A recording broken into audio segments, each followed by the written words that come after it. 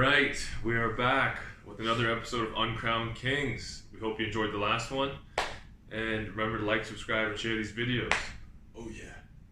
So we have Ernie Shavers, sorry I had a little brain fart there. Ernie Shavers with a record of 74-14-1 and 68 knockouts, taking on the former Canadian heavyweight champion, George Chuvalo, with a record of 73-18-2 and 64 knockouts. So if you're looking at these guys' records and resumes, you're going to see one thing. They don't like going the distance. No. I don't see this fight going the distance. Ernie Shavers has notable victories over Ken Norton and Jimmy Ellis. And George Chuvalo, Ken Norton also is in this tournament, if you haven't picked that up yet. George Chuvalo has notable victories over an older Cleveland Williams. That was after he got shot and came back, who's also in this tournament. And who's his other notable victory? Jerry Corey. Another fighter in this tournament. Yeah. And as usual, I'm going to turn the reins over to Reese.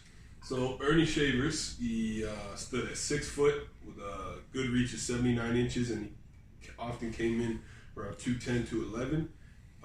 Chuvalo stood at the same 6 foot, came in heavier at about 230, 232 pounds, but he had a way less of a reach at 71 inches. But honestly, I don't really think reach is going to play a factor in this fight at all, because they both just like to come forward and get inside and bang. I see this fight starting out, they might feel each other out a little bit for the first round, but then second round, I think it's going to start to really turn up, and it's going to be a brawl. And to me, there's two big factors in this fight. The fact that George Chuvalo can take a hell of a punch, and the fact that Ernie Shavers' gas it's been known to gas a little bit late in fights. So, that being said, I see them both being pretty competitive for the first 6, 7 rounds, and maybe round 8, 9, 10, we're going to see Chuvalo really start to come on, because even though Shavers is by some regarded as maybe the hardest hitter of all time, I think Chuvalo's going to be able to withstand those shots, because this guy only got stopped by 2 people, and he'd never even been knocked down. He was stopped on his feet.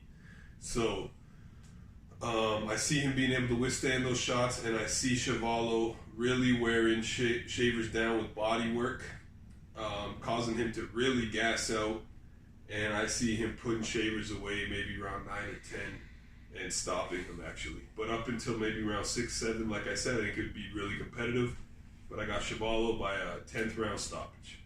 So like Reese mentioned, a lot of historians and boxing people say Ernie Shavers may be the hardest hitting heavyweight of all time. I disagree. I think that's Deontay Wilder. But Ernie's in the conversation. And a lot of people say George Chuvalo had the greatest chin in heavyweight history. As Reese said, he never got stopped. Never got dropped. He only stopped on his feet twice.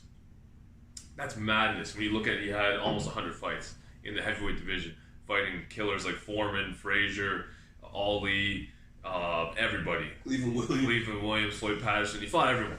None of them dropped him. Ridiculous.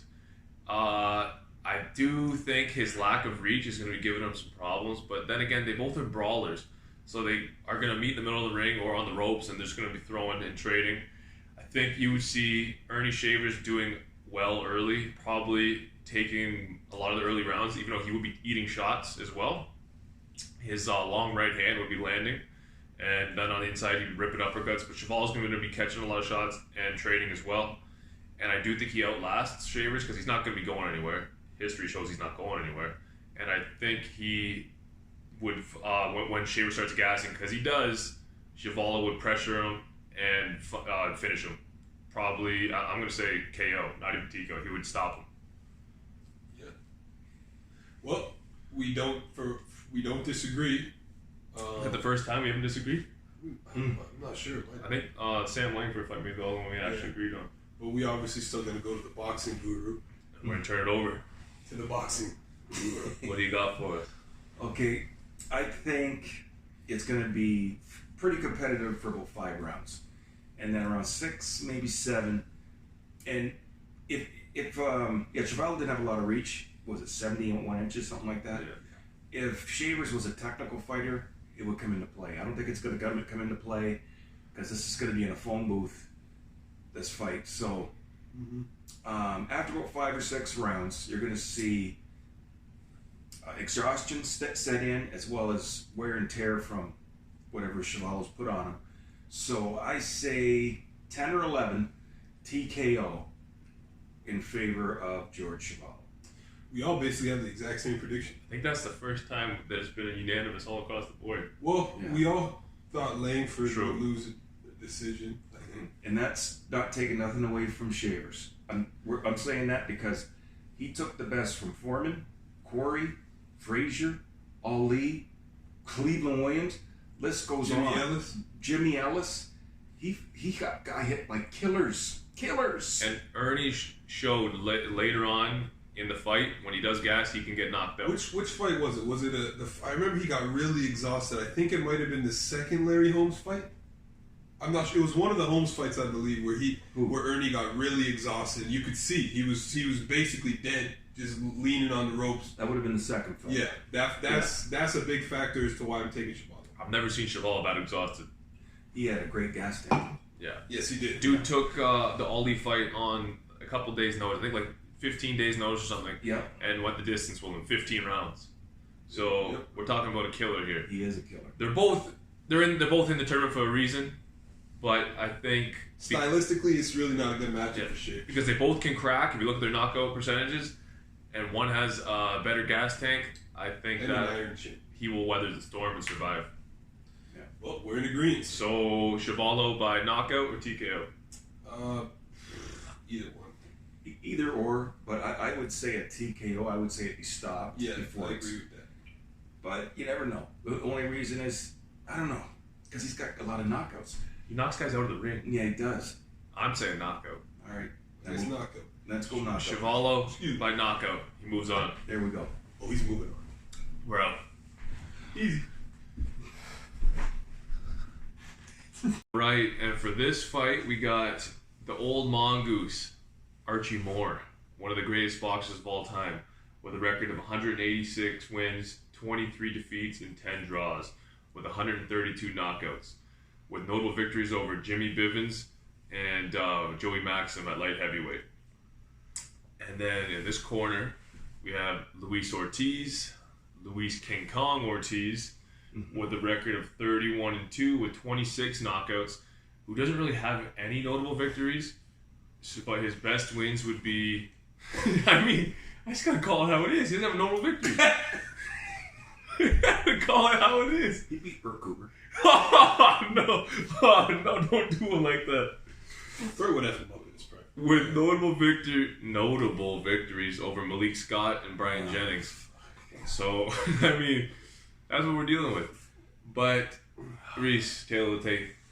All right. Mr. Ortiz comes in at 6'4", the 78-inch reach. And he came in his best shape in the second Wilder fight at about 235 pounds. Archie Moore comes in at 5'11" with a 75-inch reach. And he often fought when he was in his best shape at heavyweight at about 186 pounds. So there's a big weight discrepancy there. Size is interesting. I think this would be a very, very technical fight. It wouldn't be boring because they both do throw a good amount of punches. Especially Archie Moore. He threw quite a few punches actually, but he was very good defensively as well. I think the first couple rounds would be feeling out process. And it would be pretty back and forth, but honestly, I honestly don't know any southpaws that Archie Moore fought. I tried to research it, couldn't find any. So it's basically just going off speculation. I don't really have anything to compare it to. But Archie Moore had a very good right hand. It was really accurate and fast, and it was a great counter shot. He timed it really well. So I could see him, along with his footwork being very good, I could see him controlling the distance. He liked to fight inside, but he would probably try to get inside And I could see him rolling with Ortiz's jab and parrying it and countering with a lot of right hands and also snapping his jab to the body of Ortiz too.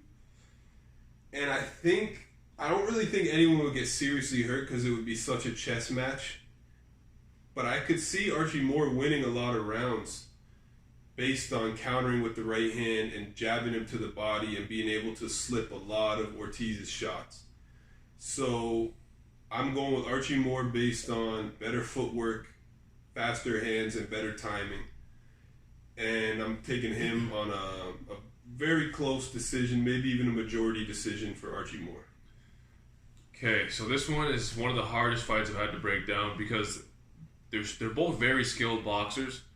But when you look at Luis Ortiz, he stepped up twice and he got knocked out both times against Deontay Wilder, who isn't even in history going to be regarded as one of the best heavyweight champions of all time, even though he had a long reign.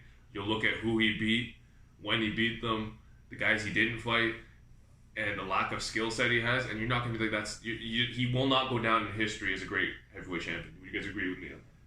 As of right now. As of now, for sure. I wouldn't, I don't think he'll go down as like a great heavyweight champion, no. And then you look at, so when he fought that guy, he got knocked out both times. He was ahead on points, but that doesn't really matter. But then you look at the next level of competition, so the David Allens, the Bryant Jennings, the Lee Scotts, he blasted those guys out, as he should.